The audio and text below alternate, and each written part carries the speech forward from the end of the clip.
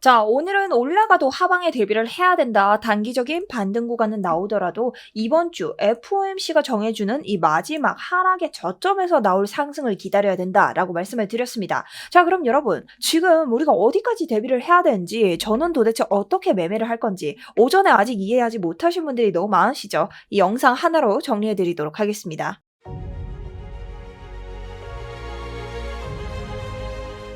자, 아직까지 포모를 느낄 단계는 절대 아닙니다. 오전에 오히려 여러분들에게 좋은 타점 하나 나가면서 여러분 오히려 수익권에 있으실 것 같은데요. 자, 좋아요 한 번씩 무조건 들어와야겠죠. 자, 그리고 저를 처음 만나시는 분들 지금까지 계속 수익권에 있습니다. 자, 지금이라도 구독, 좋아요 누르시면 여러분 다음번에는 수익 내시는데 큰 도움이 되실 겁니다. 자, 일단 관점부터 한번 시작해볼까요? 이번 주 FOMC부터 굵직한 행사들이 굉장히 많기 때문에 이번 주는 단기적인 반등 구간이 나오더라도 오름숏이 유리할 것이고, 이번 주에 있던 FOMC 등 여러 가지 행사들이 지난 후에 하방 쓸기가 한번 나온다면 그것이 우리가 들어갈 수 있는 새로운 상승의 변곡점이 될 것이다. 관점은 이 정도로 이해하시면 되는데요. 뭐 어떤 행사가 있는데 그렇게 유난이냐? 오전에 설명드렸지만 한 번 더 설명을 드립니다. 수요일 FOMC가 있습니다. 그렇기 때문에 여러분들은 이 금리 변동에 대비를 하셔야 되고, 이 금리 변동보다 케빈 워시 기자회견에서 조금 더 변동성이 갈리겠죠. 그리고 그것이 끝나더라도 월간 옵션 만기까지 기다리고 있기 때문에 주의 구간이 필요하다. 그리고 이번 주는 우리가 모두 아는 MS, 대기업, 코카콜라 등 여러 가지 나스닥 지표에 영향을 주는 실적 발표들이 몰려 있습니다. 자, 나스닥에 영향이 가면 비트코인에 영향이 갈 수밖에 없다. 자, 주가나 증시가 완전히 몰락하듯이 하락을 하는 구간들이 생기면 비트코인이 따라가는 거 보셨죠? 충분히 대비를 해야 된다. 그래서 월요일은 포지셔닝 데이다. 빅 이벤트 전 포지션 정리를 하거나 아시아 세션 갭이나 변동성이 나올 수 있는 구간이다라는 겁니다. 자, 그래서 차트를 보시면 우리가 어떤 구간에 주의해야 된다? 이전 6월 18일에 열렸던 FOMC 뒤에 나오는 이 하락 구간에 주심을 하셔야 된다. 자, 물론 이번 하락이 저점을 깰까요? 라고 묻는다면 저는 저점을 깨지 않을 것이라고 일단 보고 있습니다. 내려오더라도 중간 탈자리를 만들어주지 아직까지는 우리가 저점을 깨는 것을 기대할 단계는 아니다라고 보고 있고요. 다만 지금 FOMC가 나오고 나서 사실 어떤 가이드라인을 우리가 예측할 수 있을지 모르죠. 케빈 워시는 가이드라인을 주지 않겠다라고 했지만 우리 또 의지의 투자자들은 여기 안에서 힌트를 찾을 겁니다. 그랬을 때 다시 한번 반등 구조를 가져간다 하더라도 지금 우리가 보던 65.7K 주봉의 주요 지지 구간을 다시 한번 넘지 못한다면 이 구조를 박살낼 가능성이 높습니다.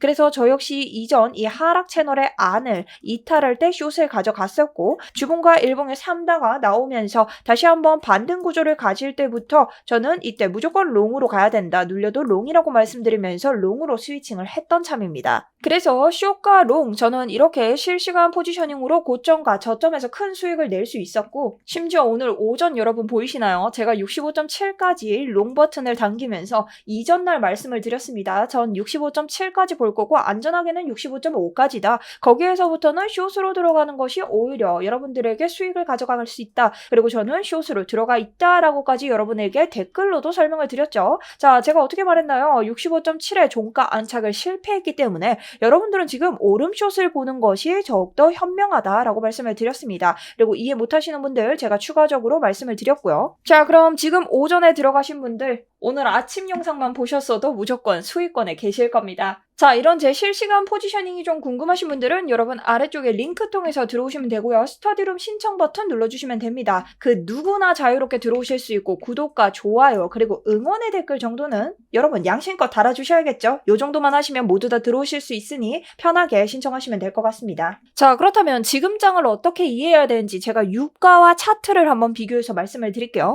우리는 이번 큰 장대 용봉을 만들면서 떨어지는 가격들을 받아서 매수세로 올렸습니다. 근데 이날 어떤 일이 있었죠? CPI와 PPI가 발표됐습니다. 자, CPI와 PPI가 이렇게 좋게 발표됐으면 FOMC도 좋게 나오는 거 아닌가요? 아닙니다. 이때는요, 어떤 유가를 반영했다? 6월의 수치들을 반영했다. 근데 6월은 우리가 미국과 이란이 휴전하면서 오일이 낮아졌고, 이 오일의 가격이 낮아졌다는 것은 즉 기름값이 낮아지면서 미국의 금리, 채권 등이 낮아졌다라는 겁니다. 자, 그럼 여러분 상대적으로 금리가 낮아진다면 이자, 주는 이자가 낮다. 그렇다면 달러를 굳이 여기에다가 투자할 필요가 없죠. 달러의 비중이 낮아질 수밖에 없다. 그럴 때는 비트코인에게 호재가 된다. 다만 이번 장 어땠죠? PMI 지수가 우리에게 악재를 가져오면서 장대 음봉이 꽂힙니다. 어떤 유가를 반영했다? 처음으로 다시 올라간 미국과 이란에 다시 재개되는 전쟁설로 올라간 유가를 처음 반영한 차트가 반영이 됐다. 자, 그리고 지금 음침하게 갑작스럽게 미국이 중단을 하면서 유가가 떨어지고 이란이 잠정적 중단 상태입니다. 자, 그렇다면 우리 이것을 FOMC에 반영을 할까요? 그나마 계속해서 이어져 오던 이 모습을 FOMC에 반영을 할까요? 갑작스럽게 낮아졌다라고 해서 FOMC의 금리 인상 기조가 갑작스럽게 툭 끊기진 않을 것이다. 하지만 우리가 이것을 동결로 간다라고 해도 가이드라인을 보기 위해서는 케빈 허시의 인터뷰까지 봐야 된다라는 겁니다. 그리고 그것을 의식이라도 한들 기관 같은 경우는요. 지금 이미 블랙록이 돈이 한참이 많이 빠져나갔고 ETF가 연달아서 유출이 되기 시작했다. 그러니 기관도 확신하지 못하는 것을 개미가 확신할 필요는 없다라는 거죠. 하지만 제가 이 모든 걸 이길 수 있는 게 뭐라고 했죠, 여러분? 투심이라고 했습니다. 투심이 뭐죠? 투자자들의 심리죠.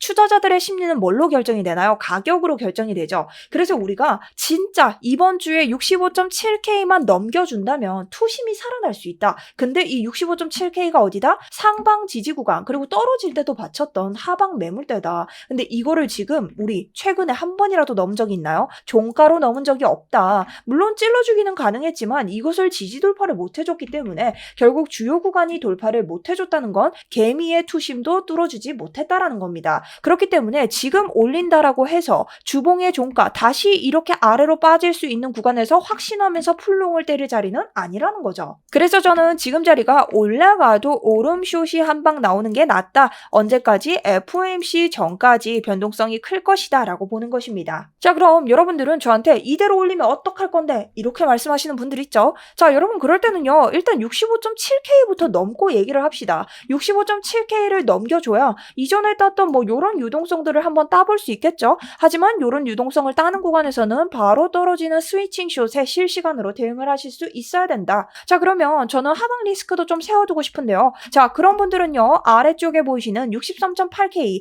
이번 PMI 지수, 자, 지표가 반영되고 나서 유가가 높아졌을 때 반영된 치수를 매수세로 받아준 구간입니다. 어쨌든 매도가 여기서 멈췄다는 것은 굉장히 상징적이기 때문에 63.8, 약 64K를 지켜주는지 봐야겠죠. 근데 여기가 뚫린다면 어떻게? 62에서 61K 후반대까지 봐야 된다. 제가 오전에 뭐라고 했나요? 그 이유는 우리가 FOMC에서 하락을 가져올 때 6월에서 받아준 자리가 62K다. 그래서 우리가 이 자리까지는 봐야 된다. 어디가 뚫리면? 여기가 뚫리면 63.8K 이후 자리이다. 자, 그래서 저는 지금 올라도 한번 하방으로 스케줄을 주고 올릴 것이라 생각하고요. 그 저점이 언제 정해지나? FOMC 금리가 나오면서 케빈 허시의 얘기가 나오고 그 변동장이 끝나고 멈추는 구간이 그 저점이 될 수 있겠죠. 근데 그 저점이라고 한다고 해서 이걸 깨러 간다 이런 뜻이 아니죠. 지금까지는 저점을 깰 확률이 적다라고 봅니다. 다만 현재 계속해서 단기적으로 22평의 지지를 받으면서 올라가 줬기 때문에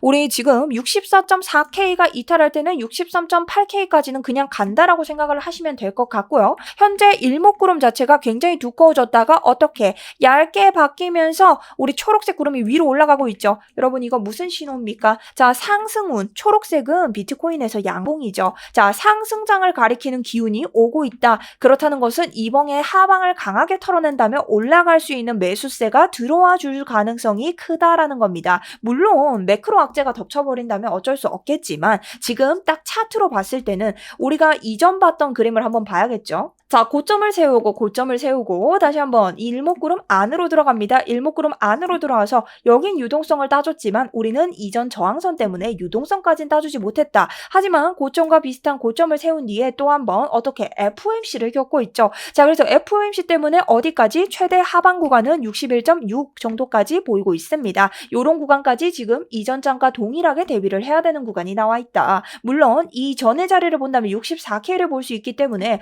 우리가 아래로 받을 자리들은 순차적으로 봐야 되고 만약 내가 이 자리에 대응을 하지 못해서 올라가는 자리를 보거나 FOMC가 진짜 뜻밖의 다른 굴레로 흘러가서 지지 돌파 자리를 가져온다면 위에 있는 구간인 우리 65.7K 여기 넘지 못했던 구간부터 착실히 대응을 좀 해줘야 된다라는 관점이죠. 자, 우리 이 구간에서도 한 번에 하락을 가져간 뒤에 이 투심이 열리게 되었습니다. 그래서 우리 이런 장을 끌어줄 수 있을지 FOMC까지 잘 지켜봐야 된다. 다만 여기에는 나스닥 증시가 좀 덜 무너지는 정황도 있어야 되고 어느 정도 ETF 매수세도 들어와 줘야 되기 때문에 여러분들이 지금은 확신보다는 확인하는 매매, 방향보다는 시드를 지키는 매매를 하셔야 된다라고 말씀을 좀 드리고 싶습니다. 자, 오전에 설명이 좀 부족한 것 같아서 제가 가져왔고요. 오늘 계속 스터디룸 통해서 여러분들과 함께 할 예정입니다. 저 역시 숏을 가져간다라고 설명을 드렸고 이 롱 포지션 이후에 숏에 들어가 있는 상황인데요. 자, 이번 자리는요. 아시아 세션에서 뭔가를 해결하려고 하면 안 됩니다. 그렇기 때문에 여러분들이 비중과 레버리지 낮게 잡아주셔야 되고